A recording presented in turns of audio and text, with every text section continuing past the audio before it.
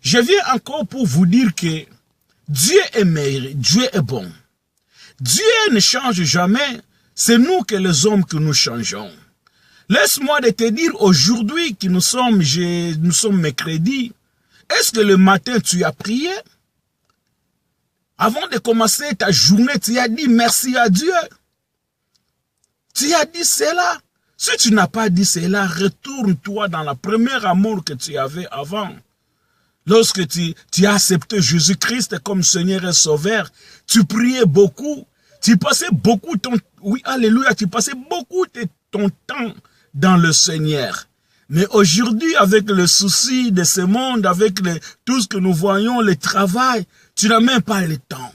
Surtout ici en Europe, on nous parle que vous ne pouvez pas partager la parole de Dieu, oui, alléluia, dans les lieux de travail. Parce que lorsqu'on commence à partager la parole de Dieu, ça mène des disputes, ça mène même des bagarres. C'est pour cela les Blancs, ils ont interdit de ne pas partager la parole de Dieu dans les lieux de travail. Oh, je me rappelle quand même aujourd'hui encore, vers 14 heures, j'étais en train de travailler. En travaillant, je me suis pensé d'aller prendre quelque chose dans ma voiture. Lorsque je descendis, j'ai rencontré une femme. Je lui ai dit bonjour, elle m'a dit bonjour. Et on a essayé un peu de partager la parole de Dieu dans l'ascenseur. Et en sortant dans l'ascenseur, j'ai vu un monsieur, il m'a dit bonjour, oui, bonjour. On commençait un peu de se parler, on commençait un peu de partager. Il me dit non, monsieur, je vais de perdre ma femme. Moi, je dis ah bon, tu as perdu ta femme quand? Il m'a dit ça fait 2 ans maintenant que j'ai perdu ma femme. Pourquoi Dieu a pris ma femme? Pourquoi Dieu m'a laissé et qu'il a pris ma femme? Je l'ai essayé un peu de le dire, mais je ne sais pas pourquoi Dieu a pris ta femme. Mais une chose que moi je connais, que on sait les jours que nous sommes nés, mais nous ne connaissons pas les jours que nous serons morts. On ne sait pas les jours que la mort peut te frapper. C'est pour cela que Jésus-Christ, il a dit dans sa parole, il faut être toujours prudent. Il faut être toujours prêt. Il faut beaucoup veiller. Vous savez, aujourd'hui, on veille pour que ta voiture ne soit pas abîmée. Tu veilles pour que tes enfants soient en bonne santé. Est-ce que tu veilles aussi vraiment pour ta vie? Est-ce que tu leur parles aussi de la parole de Dieu? Nos enfants, beaucoup de temps, ils passent leur temps toujours à regarder le téléphone, Est-ce que les enfants, vraiment, ils ont le temps aussi de prier? Mais bien aimé, il faut vraiment que nous faisons l'effort de nous montrer, nos enfants, la vie de Dieu.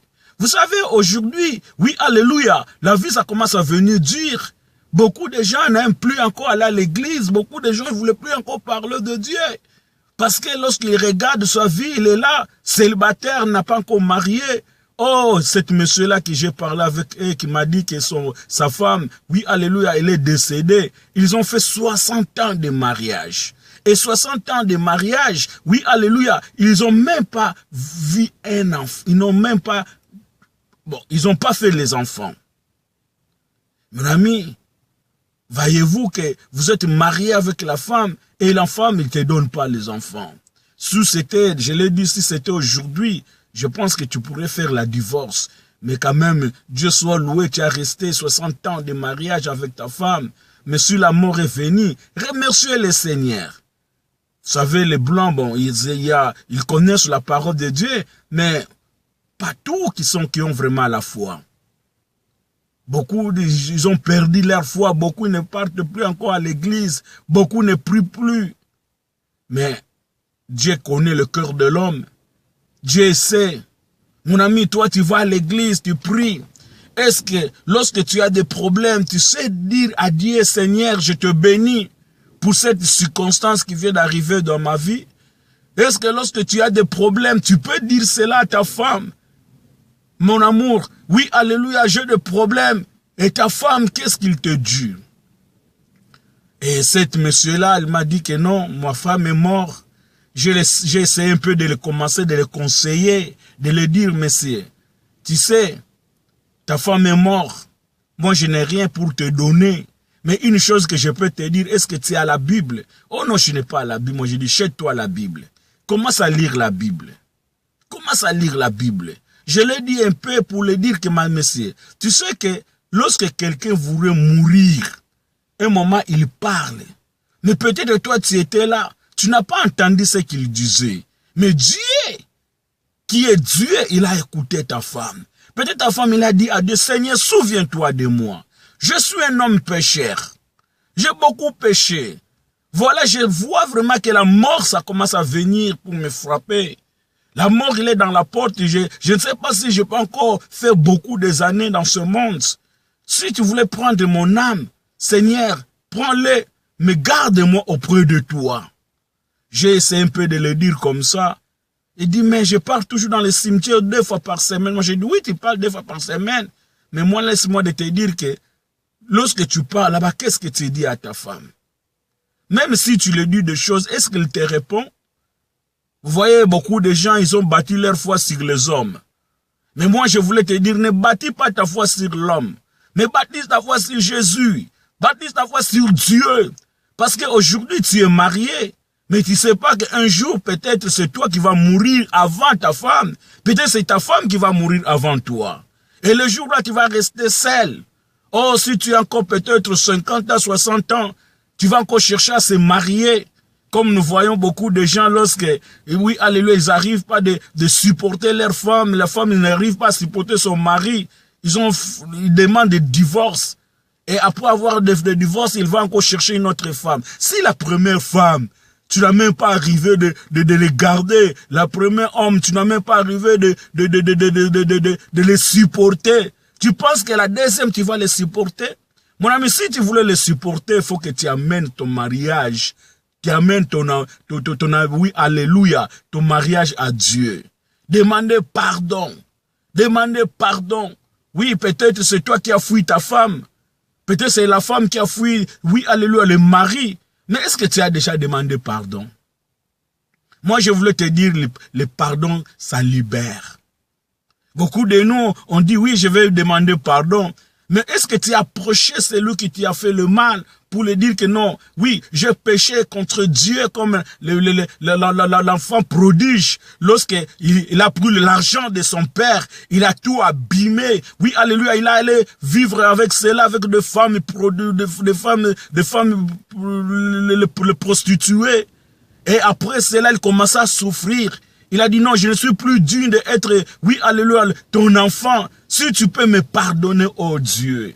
La Bible nous dit que cet homme-là, il a fait cette prière. Après cela, il s'est retourné vers son père.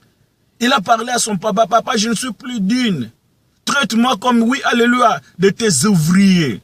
Mais bien aimé, vous savez que lorsque tu as des problèmes, oui, alléluia, un moment nous sommes vraiment, on est un peu désolés. Mais Dieu n'abandonne jamais son peuple. Dieu n'abandonne jamais ses enfants. Dieu n'abandonne jamais celui qui l'approche. Approche-toi Dieu. Approche-toi le trône de l'Éternel et tu verras, ta vie ne restera plus jamais la même. Arrête, oh my God. Oui, alléluia. Approche-toi Dieu. Demandez Dieu, j'ai besoin de toi. Vous savez, la Bible dit, venez à moi, vous tous qui êtes fatigués, chargés, je vous donnerai du repos. Je sais que tu es chargé. Je sais que toi, tu m'écoutes, tu es chargé. Peut-être, oui, alléluia, tu as des problèmes dans ta maison. Et tu ne vois pas la solution. Mais c'est lui qui est à côté de toi, toi, tu ne le vois pas, mais lui, il te voit. Et il te dit seulement, oui, alléluia, appelle-le. Tu connais son numéro. Il s'appelle El Shaddai. Il s'appelle Elohim. Il s'appelle Jéhovah Rapha. Il est Jéhovah Amissi. Le Dieu qui pourvoira. Dis le Seigneur, regarde-moi. Si tu peux me dire encore quelque chose dans ma vie, je n'arrive pas oui, alléluia, de me sortir dans ces problèmes. Seigneur, soutenir-moi, oh my God. Ne me laisse pas, oh Père, aie pitié. Fais cette prière-là et tu verras, ta vie ne restera plus jamais la même. Je bénis Dieu parce que si je suis aujourd'hui grâce à lui, je bénis Dieu, oui, alléluia, pour la santé qu'il me donne. Je bénis Dieu pour le souffle de vie qu'il m'a donné. Oui, alléluia, dans ma prière, de temps en temps, je dis, Seigneur, souviens-toi de moi. Toi qui étais parti au ciel. Oui, alléluia, pour nous préparer la place. Seigneur, le jour de ma mort, je voulais être avec toi. Je voulais être à côté de toi. Oh Jésus, tu es ami fidèle. Avec toi, nous sommes plus que vainqueurs. Merci Seigneur Jésus. Oh, souviens-toi de mon pays, l'Angola. Souviens-toi de ce pays. Souviens-toi de l'Afrique. Souviens-toi de l'Amérique. Souviens-toi de l'Europe. Mon frère, priez. Comme la Bible le dit, priez sans cesse. Priez sans cesse. Ne laisse pas Dieu. N'abandonne pas Dieu. Peut-être tu es là. Cette année 2017, tu as demandé à Dieu de te bénir et tu n'as pas encore vu ta bénédiction. Moi, je voulais te dire seulement que ne te lâche pas. Priez comme tu n'as jamais prié. Oh, si tu peux jeûner, jeûne-toi. Dis Seigneur, je voulais faire la jeûne au propos de cette citation. Mais je sais que toi, tu n'es pas loin de moi. Écoute-moi, oh mon Dieu. Mais bien aimé, que mon Dieu te bénisse. Que mon Dieu te souvienne de toi. Toi qui pleures. Depuis longtemps que tu es marié, tu n'as pas d'enfants. Il est le Dieu. C'est lui qui a donné Anne les enfants. Peut-être tu es là, oui, alléluia. Tu es malade. Il est celui qui a guéri cet homme qui était dans le piscine de Bethesda. 38 ans de maladie. Il est Dieu. C'est lui qui a sauvé Daniel dans le fosse au lion. Il est Dieu. Oh, je n'oublierai jamais de ce Dieu-là. Un jour, j'étais sans Dieu. Ma vie n'avait pas de sens. Et je me suis entré dans ma chambre. Je me suis fermé ma chambre. Et je me suis dit, Seigneur, souviens-toi de moi. Et depuis le jour-là, depuis 1996, le Seigneur a écouté ma prière. Le Seigneur a exaucé ma prière. Le Seigneur m'a dit, Daniel, je suis celui qui fait au-delà. Laisse-moi de te dire que ton Dieu, notre Dieu, il est celui qui fait au-delà. La Bible le dit, si tu entends sa voix, ne dirige pas ton cœur. Mon ami, peut-être tu entends la voix de Dieu. Mais une chose que je voulais te dire, ne ferme pas ton cœur. Approche-toi de Jésus. Dis-le, Seigneur, me voici. Je suis au bout. Je ne sais pas où je peux aller. J'ai essayé dans le monde, mais je n'ai rien trouvé.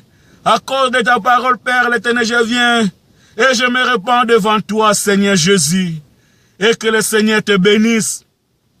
Et que le Seigneur écoute ta prière. Si tu n'oublies pas, mon frère, nous sommes dans le mois de septembre. Donc, dimanche, c'est le jour du sabbat. C'est le jour qu'on part à l'église pour aller adorer Dieu.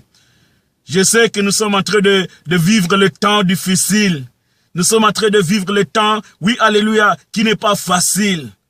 Mais, si tu voulais aller de l'avant, oh, comme le roi David, je lève mes yeux vers les montagnes, d'où me viendront les secours, et le secours viendra que de l'Éternel. Mon frère, fais cette prière et tu verras, ta vie ne restera plus jamais le même. Et que mon Dieu te bénisse. Si tu entends, ne dirige pas ton cœur. Si tu trouves une erreur, corrige. Nous sommes là, c'est pour partager les uns et les autres. Et que Jésus te bénisse. Amen.